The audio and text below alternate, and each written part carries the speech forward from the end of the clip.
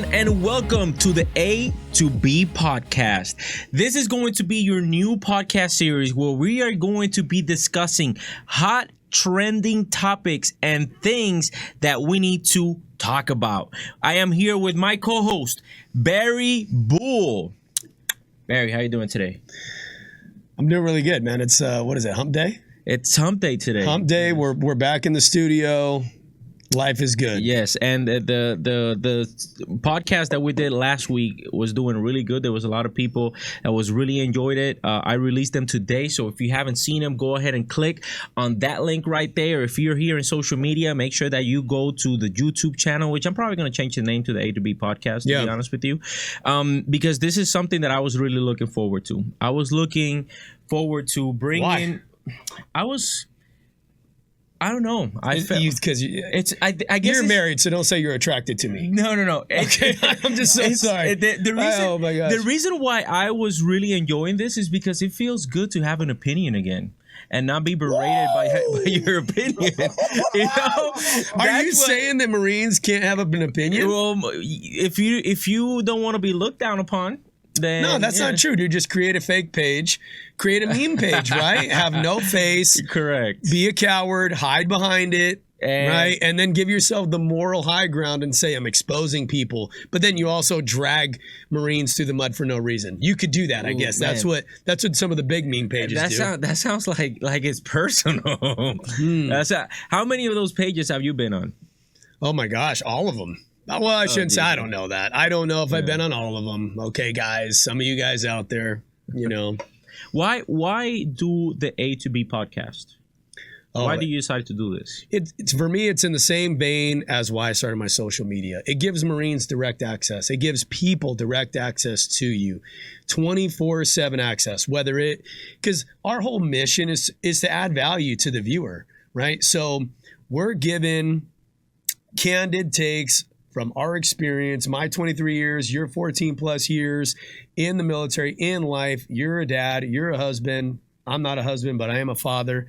And so I want people to be able to have that on-demand connection with us and add value, because I can't tell you how many times as a young service member, there was nothing wrong with my NCOs, my staff NCOs, the officers, any of the leaders.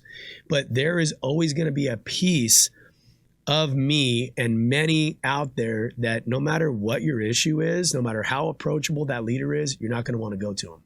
Why do you think that is? Because they're in your chain of command, which means they're evaluating you, they're grading you. And you don't want to seem like you're a wreck. You don't want to seem like you don't know the answer.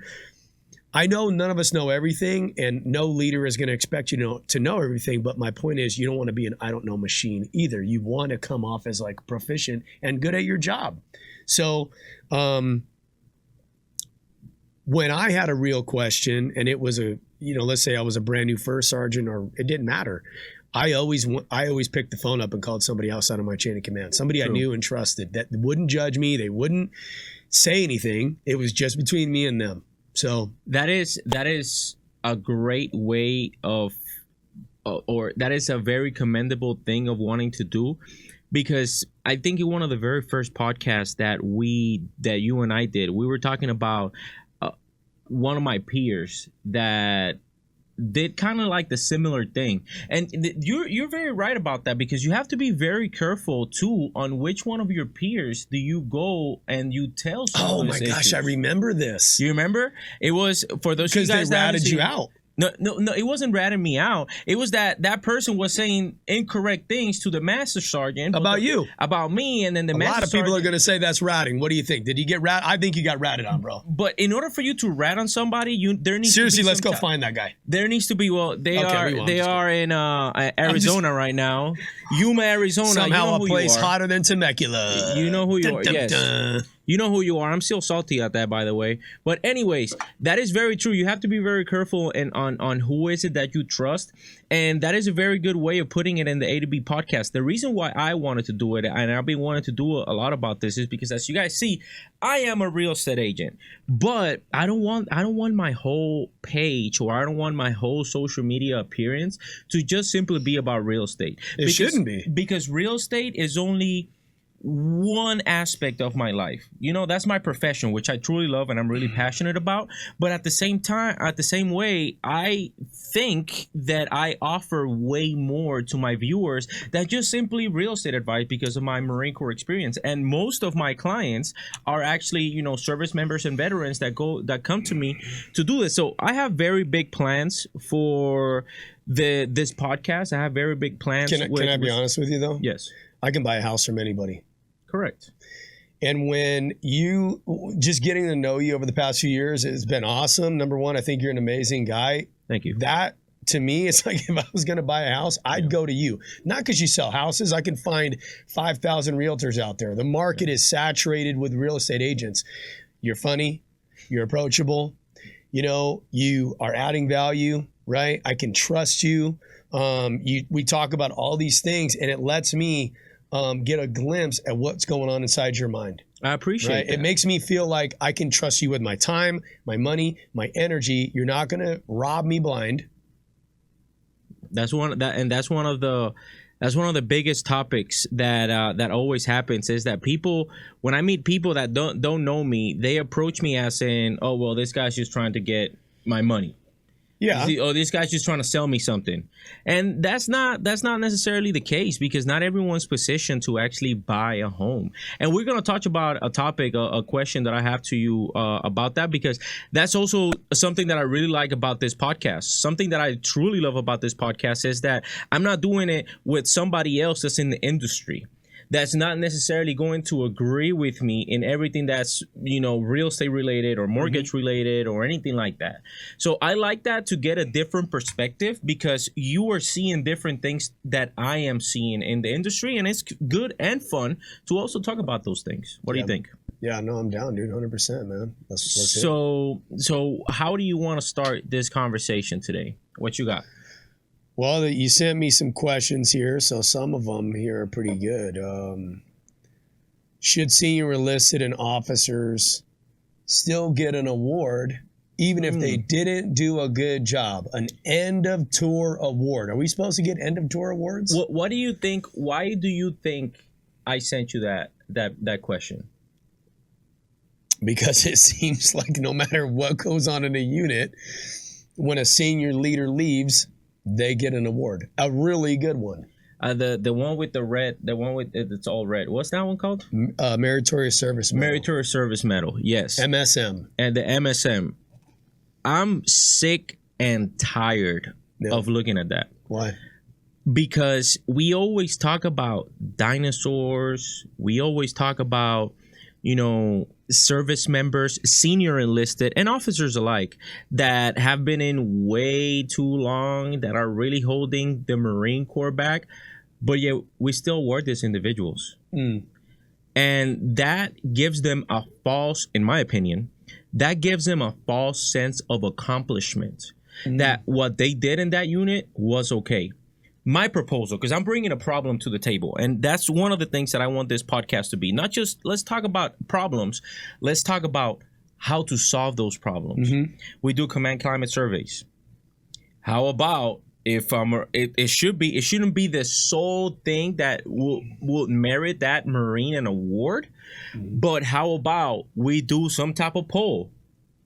And that poll gets also included in if the CO, if the sergeant major, if the XO, if the company first sergeant, company CO should get that award. How do you feel about that? You that, because I was never in those positions. That's just the way that I feel. You were in those positions for a long time. So how would you felt? Well, my first question is because, you know, in the military, we give policies are really loosely written for a reason.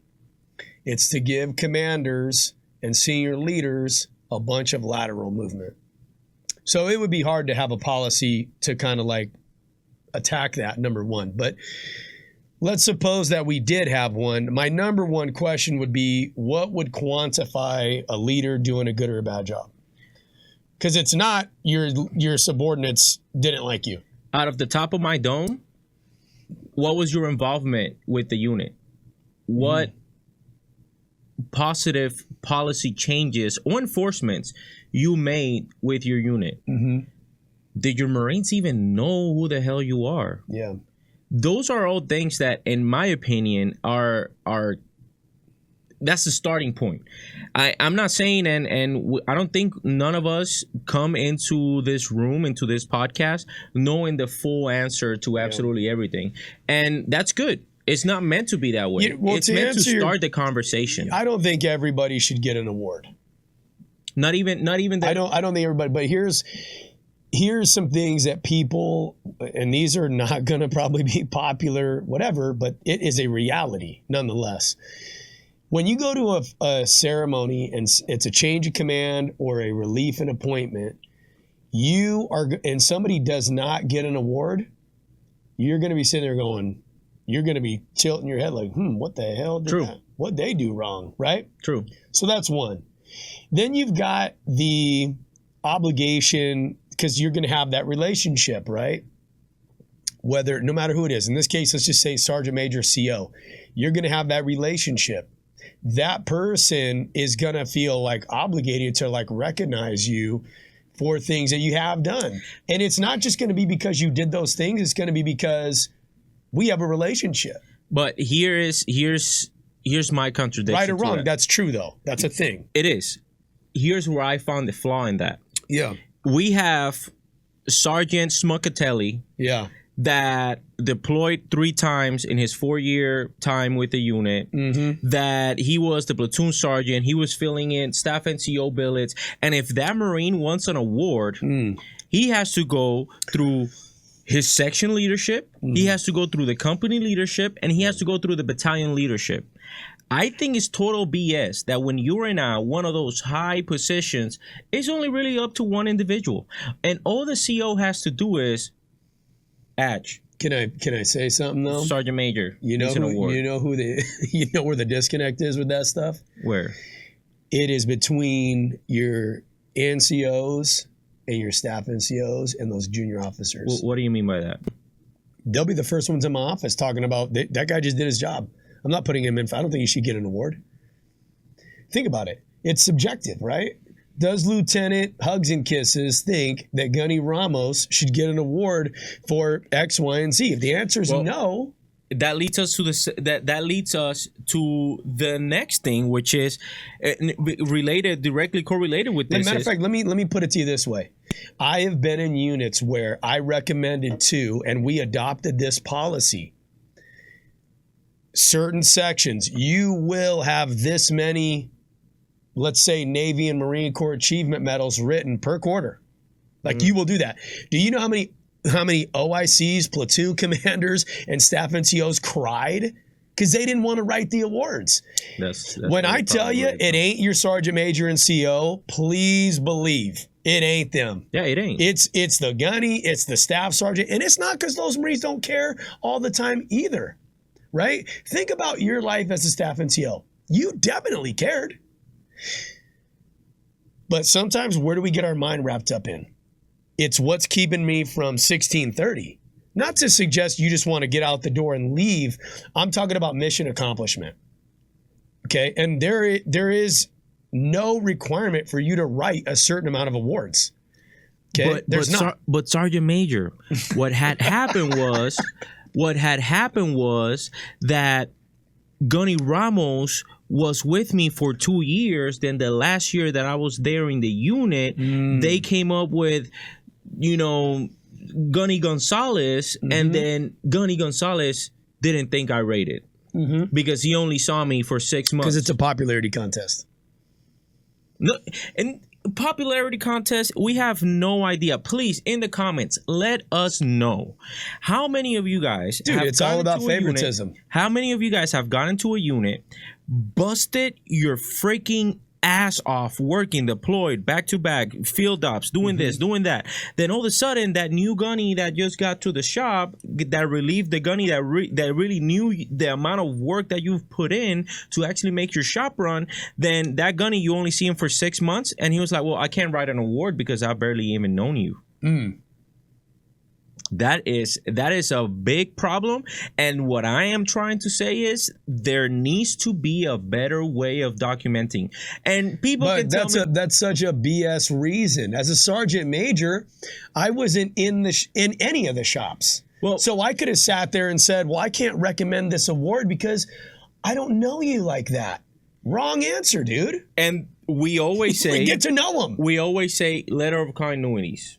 Oh, I'm going to give you a letter of continuity. Gosh, what a joke. Yes, exactly. Thank you very much. Well, we're going to give you a letter of continuity. Letter of continuity is a joke. So that way the next person can give you the award. No, here's my favorite one. It's even better than a letter of continuity, okay?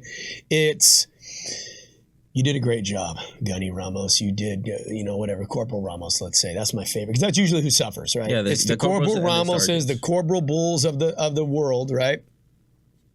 You did a great job. I'm not going to put you in for the award now because I want you to get it when you leave here, okay? So when you leave, we'll give you the end of tour. Then that gunny comes in. Yeah. Right? And what I always used to tell leaders was, you're an idiot, dude. You're an idiot. Okay? Come in my office. If you got a problem, I'm just letting you know, dude. You want an award? When do you want it? Right when you freaking deserve it, don't you? You want it right. You want it yesterday, dude.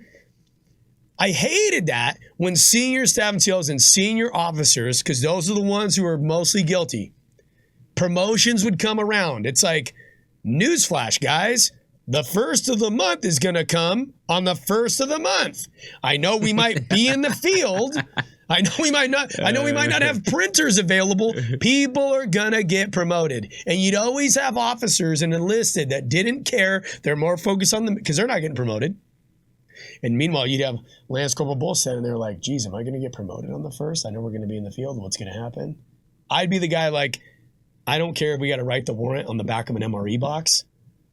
I don't care how wrong we get it. Get an officer, get a staff NCO out there, because you'd want the freaking promotion on the first, right away, no excuses, shut up and go color. With your crayons. What about...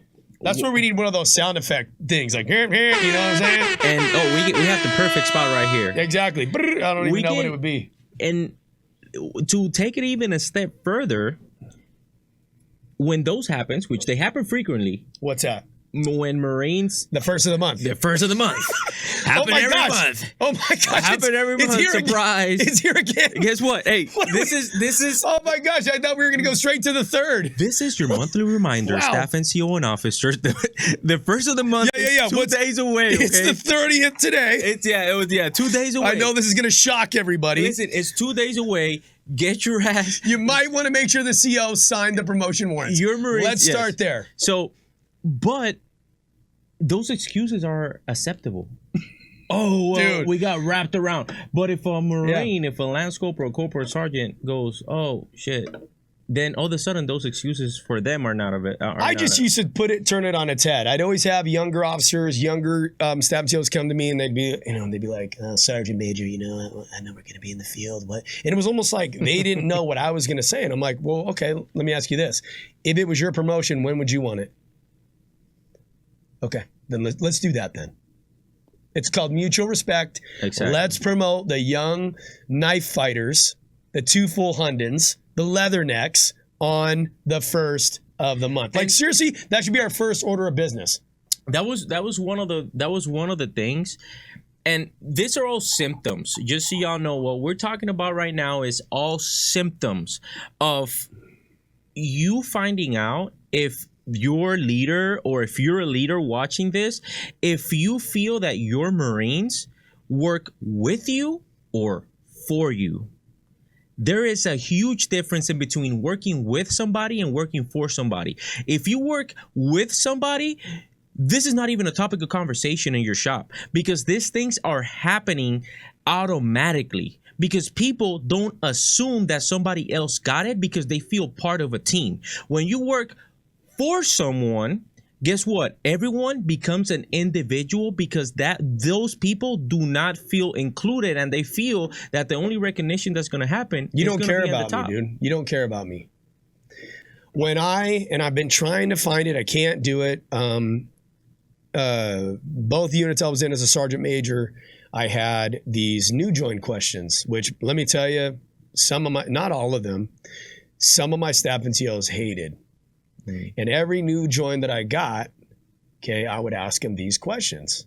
All right. And one of those questions was your barracks room ready when you checked in? And I would tell my staff and COs and officers, literally, I want hotel folds on the toilet paper. All right. I want freaking chocolate on the pillow. All right. I'm not even playing, dude, because we think that, private, PFC Bull checking in is the only one that has one opportunity to make a good first impression. Well, I'm telling you it goes both ways, baby. That is true. And you were 18 just like me. I was 18 for 12 months. How much time in grade did you have? I believe I was for 12 months as well. Yeah. And I mean, you don't know your way around the building. You're naive. You're not stupid. You're naive. And there's a big difference, okay? You don't know the ways of the military, but you know a good dude or dudette when you see one. You know when you're being taken care of. You know when someone's being a jerk for no reason. It don't take much. And that was one of the questions on there. One of the things that people wanted us to talk about was toxic leadership, and I feel, but here's the thing: it's so overused. Exactly, because everybody's toxic. It goes both ways. If you make me do my job, you're toxic. I know that's a topic of conversation. It's a big topic of conversation. I really don't want to touch upon it too much. You know why? Why? The reason why I don't want to touch upon it too much is because it goes both ways. We got toxic leadership, but we also got toxic followers. However it is that you want to talk to them. Let me tell you how you might be a toxic follower. If you criticize and you berate your leaders, but whenever you hold everyone under the same blanket, assuming that all leaders are toxic, wouldn't you say that that's a toxic trait? Because if a leader assumes that all lance corporals are stupid or that all corporals are not able to fulfill the job, yeah, kind of like a drill instructor. It's a fine line, right? Because if you're a follower, what do we teach? I can't speak for the other branches of service, but for Marines, page 33 of Leading Marines is really clear. Every Marine is a leader. Okay, whether you feel like it or not, whether you're living up to it or not, whether you're earning it every day or not, that's what it says. It's part of like our identity. So to me, it's a very fine line between, there should be healthy questioning of decisions being made, not all the time, but at times. Right? I think it should be because how do you develop yourself as a leader? You need to be able to think, right? I think it should be, and here's where it's just that the Marine Corps, in my opinion, my very personal opinion, the Marine Corps picks and chooses when to apply certain things and when not to apply certain things. Of course. We always say all Marines are leaders, but we pick and choose when we actually apply that. Well, we don't even know what the word means. We don't establish a mutual understanding for that. And I feel, because I played both sides, I was artillery for my first 4 years, and then I lab moved into one of the most You cannot even spell party without Artie. You know what? Shout out, guns up. So 111, best artillery battalion on the planet. I don't know about that. I was 211, but on Earth, I'll forgive you. Unless there's another planet out there. So what I may like that one. Yeah. In artillery, you're right. There is a time and place because we get taught that the longer that we take for putting rounds down range, more our troops are gonna be in. Yeah. So that's time that. Well, you know what else they teach you in artillery? When the sun goes down on the gun line, that's when all the weirdness happens. You'll be surprised. Kilo battery is not even a thing anymore. But I got a couple of people from Kilo battery. They know what I'm talking about. So when the sun went down, we didn't even need the sun to come down. Yeah, y'all were out there. It was MMA. Different times. Different times. Semper Fi. But what I'm trying to say is, we need if you take artillery, instant obedience to orders. Yes, I understand that. But whenever you come to a POG MOS, like what's a POG for those that don't know? People other than grunts, meaning somebody that is not in a combat MOS. Yeah. So whenever you are in a POG MOS, guess what? There is plenty of time to be questioning things, and I always it's weird. I see what you're driving toward. It's weird because in artillery, we would. So in artillery, it's like we are emplacing in a position. It's being timed. It's very strenuous. Correct. Physically, mentally, you're like going for it, right? Versus the promotions, admin clerk. Or the supply clerk that all of a sudden asks a question, and then the staff NCOs, because I told you to. I never had a problem with my junior Marines because I understood this. Listen, we're not getting shot at. Yes, I have an extra 30 seconds to actually explain to you why you need to do this, Lance Corporal. So if you're out there, if you're any other MOS that is not a combat MOS that requires for you to be timely, and then all of a sudden you find yourself being, I don't know, MMO maintenance. You know, any of this MOS. Here's what people really want to know, Albert. What's up? Are you ready? Well, maybe. He ain't ready. I mean, he is not ready. I wasn't ready in all fairness, and I'm always ready. You know what I mean? Listo, which is Spanish for ready. Okay? Yeah. All right. Should grunts get paid more than administrators? Should pay differ for more difficult, however you want to define difficult? Should there be differences in pay if it's something that can be like measured, quantifiable? Because everybody knows, dude. Look, we love to hate on the grunts love to hate on us. It's 99% of it is super friendly and just competitive trash talking, which I personally love.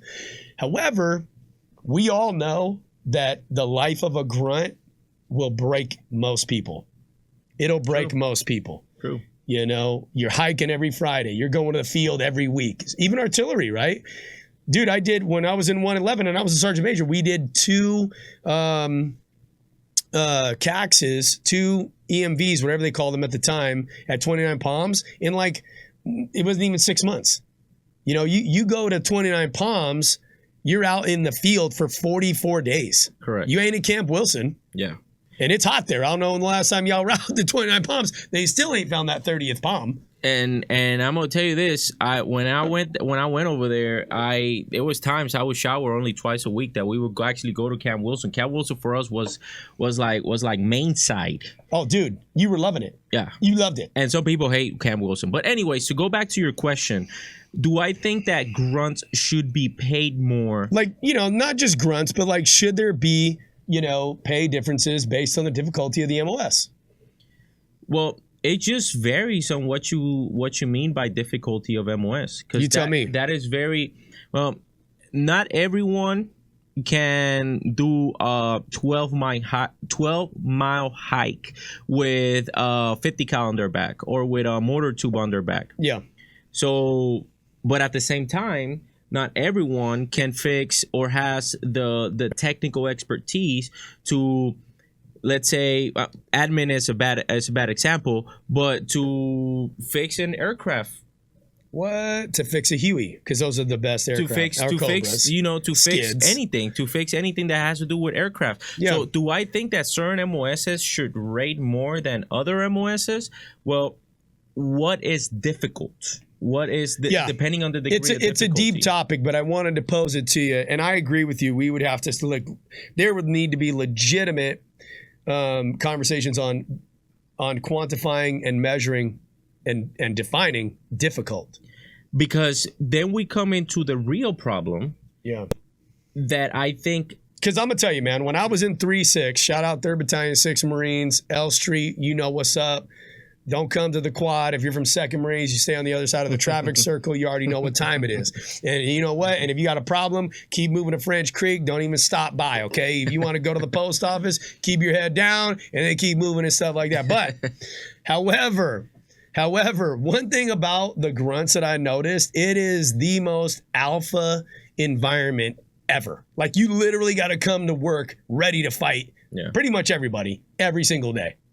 Like mentally, like you can't just have a normal conversation. It's usually going to turn to some type of violence. I've been, and it doesn't even matter what your position is. When I went to sergeant school, it crazy because it happened to me twice. Yeah, I went to career school and I went to sergeant school too, obviously with grunts, you know.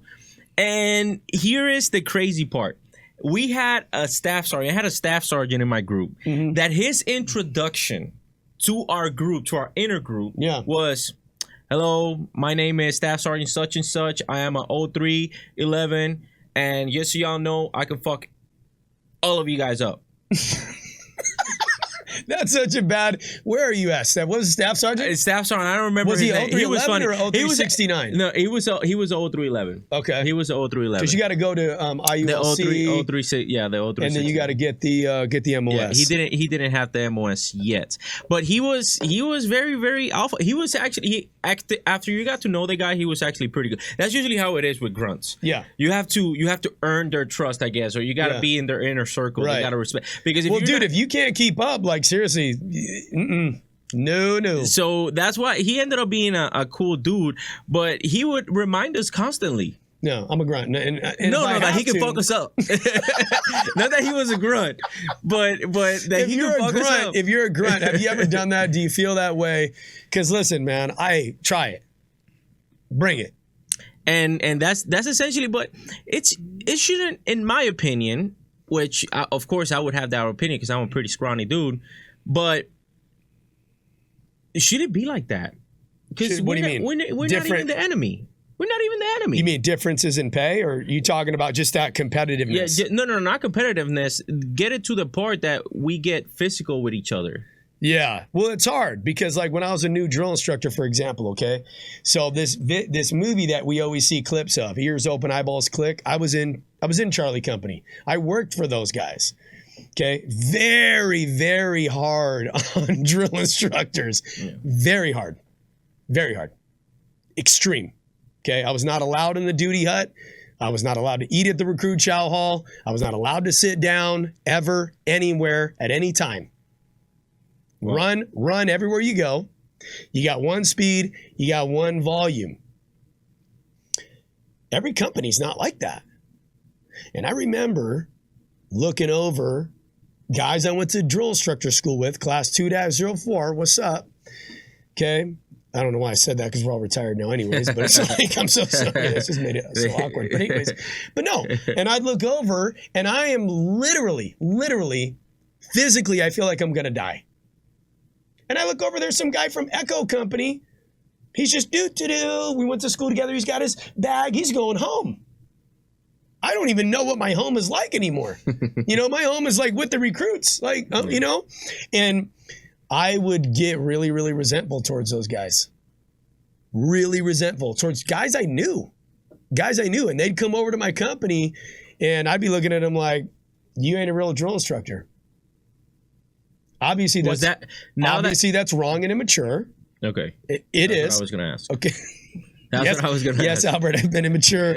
I was immature about 12 hours ago. No, I'm kidding. But no, yeah, like it's not right, you know. Yeah. But dude, I was at my wit's end. You just were physically and mentally tapped out, and it for me caused resentment because I would look at these other Marines, other drill instructors. I'm like, dude, this guy ain't working half as hard as me. I had a guy literally, he walks in to my house. Okay, we're same class. He's an Echo Company drill instructor. He comes in, I don't remember what I was doing, but most of the platoon was gone. I was taking care of something, and I don't recall what it was. There's only a few recruits in the house, okay? And he comes in, I didn't even hear a drill instructor come in because he didn't say anything to the fire watch. And like, that's usually how you know that somebody's... Yeah, because the first thing, for drill instructors know, when you come in anybody's house, number one thing, you've got to immediately blast the fire watch. 100%. No matter what he says, they are wrong. They were wrong, right? And you're causing like chaos and all that other stuff. And then he goes straight into the duty hut. And I was like, I grabbed him like, whoa, dog. I'm not even allowed in here. Dude, if anybody sees us in here, I'm already starving to death. You can get me killed, dude. I'm trying to get signed off. I'm never getting signed off. You just waltzing in here. Listen, I was like, dude, go back out. You got to do it again. You got to do it again. Don't ever come in here like that ever again in your life. Don't come in. What did he say?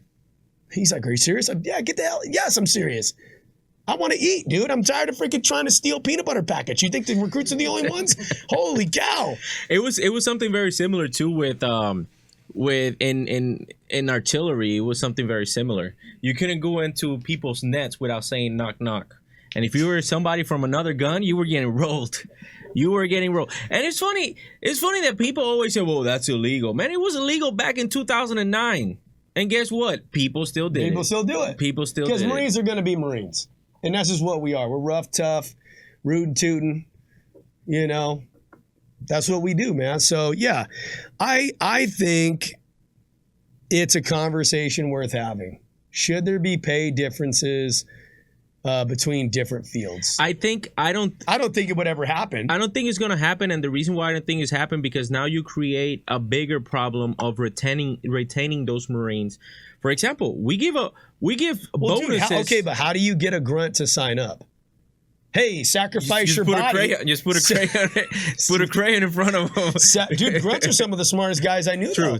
But hey, sacrifice your body. Meanwhile, you're going to be looking over here to your left and your right, and, you know, Lance Corporal Snugglenuts in the freaking IPAC. Sorry, okay, we'll go politically. Lance Corporal Hugs and Kisses in the IPAC is going to be chilling in the air-conditioned building all day. They don't PT. They don't go on hikes. They never go to the field. They do go to the rifle range. You're laughing at them. And that person could do 20 years injury-free if they really wanted to. As a grunt, though, your mind is shot, your shoulders, your back, your hips, your knees, you're beat down. But I mean, it's not like it was a surprise for you. It's not like it was a surprise when you signed up and you go to the recruiting office. You sign a statement of understanding. That argument because that's the same thing that you would say to someone who said, you know, we need to close the pay gap between officer and enlisted. You knew what you were getting into. I agree with you, but I still think it's worth having the talk. We gotta have the talk. You knew what you were getting into, yes. Does that mean it should not change? I say no. I think that this is something that we need to bring other people into the conversation. Leave us in the comments. What is it that you think? Should there be a pay gap in between MOSs, enlisted officers? Let us know, because I think that this will be a conversation with no end if you bring it up in a symposium.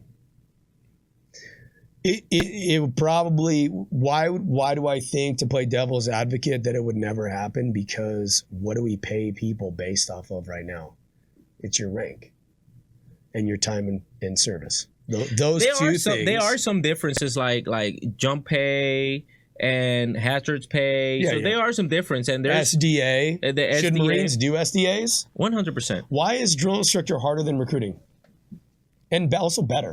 And they're more handsome. And they're better looking. It's like, OMG. Definitely not. Definitely not. If we're talking Shots about fired. that. And that's another spot with it. I would tell you this, though. Yeah, I have a cousin right now that is a drill instructor. And I know he is fine. I'm kidding. I won't say where he is. I won't say where he is or anything like that, because he will probably kill me, because he'll probably get murdered by his Is he making Marines? He is 100% making Marines. Like, you've already narrowed it. Okay, maybe. I will neither confirm nor deny. Yeah. I will tell you this. What piece of advice would you give to somebody that is in her first cycle or considering going drill instructor? I mean, for a new drill instructor, you really need to keep your head down. You need to work. You need to be with the recruits every single day.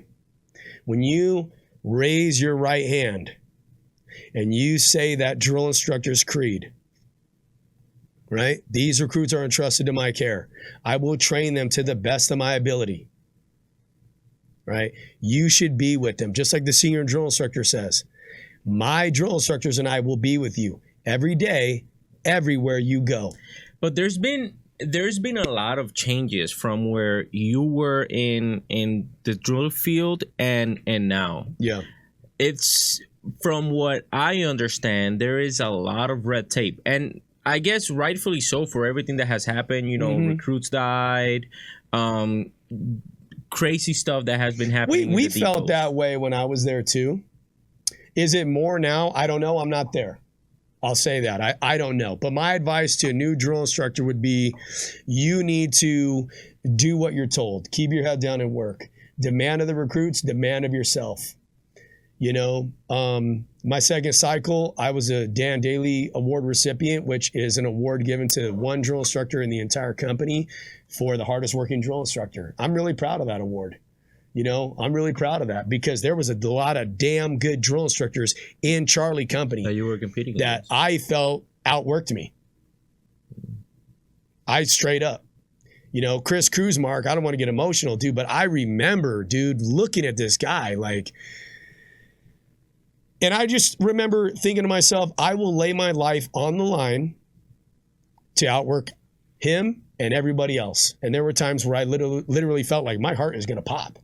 And, you know, to get that award meant a lot.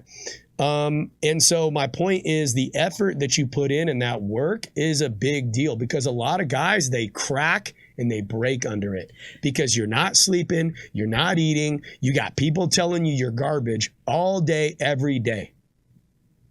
You ain't loud, you're not demanding of the recruits, you look weak, you sound weak, the recruit scratches his face because he ain't scared of you. You ain't seen your family. People think drill instructors violate the SOP and get physical with recruits because it's fun or funny. You are not in your right mind. I will say, at least for myself. And I hope there's guys and gals out there that can relate to that. You ain't in your right mind. And you snap sometimes. And so that would be my advice for the new drill instructors, man. Put that work in. Find out what's going to make you successful and then go that way. Don't be looking for a break. Don't be looking for a day off. Demand of yourself. You know, I have guys that were retired. They were in Bravo Company and they would come as new drill instructors and it was called bird dogging. Dudes that are retired sergeant majors have not forgotten their time bird dogging with us in Charlie Company. They're like, dude, the way you guys ran this PT event was like, for a new drill instructor, I thought I was going to die. And when I got to Bravo Company, it was not like that. I got two questions for you. Do you still think that we're sending the top 10% of the Marine Corps to be drill instructors? And my second question is, how do you feel when, as a new drill instructor, your senior drill instructor tells you stop messing with that kid because he's gonna quit? Yes, I do feel we're still sending the top 10%. Yes, I do. And most of your service members are volunteers. The vast majority of Marines that go to be drill instructors are going to be volunteers. They're the ones. And being a sergeant major, those Marines are a diamond in the rough. The ones that want to be a DI. I mean, think about it. You know, there wasn't no YouTube when I joined the Marine Corps in 1998. The biggest scandal in the country was Bill Clinton and Monica Lewinsky. Google was just invented. A gallon of gas was $1.16. You know, if you wanted a movie, you got to be kind and rewind because you had to go to Blockbuster. You didn't have none of that. I didn't know what it was like as a drill instructor. Now, these guys and gals, they can be on YouTube all day. Just video after video. I didn't know what that was like, and they do. And they want to do it, and then they go and do it. Now, to your second question, how did it make me feel when my senior drill instructor said, hey, leave that recruit alone? You were told that too? 100%. Really? 100%. That's shocking to me back then. That is very shocking. Because as a senior drill instructor, you have to be able to see the big picture and see the greater good. Me, as a green belt drill instructor, I wanted to kill recruits. And I don't mean that figuratively. I wanted to end their lives. If I could have, I would have been out there literally just pushing them to that point. And I know that sounds bad, but it's true because you develop this deep hatred for recruits. Is that what you get taught though? No, not even close. And there's going to be a lot of people that are going to disagree and say that wasn't like that for me. hey, I respect you. No, but you're not the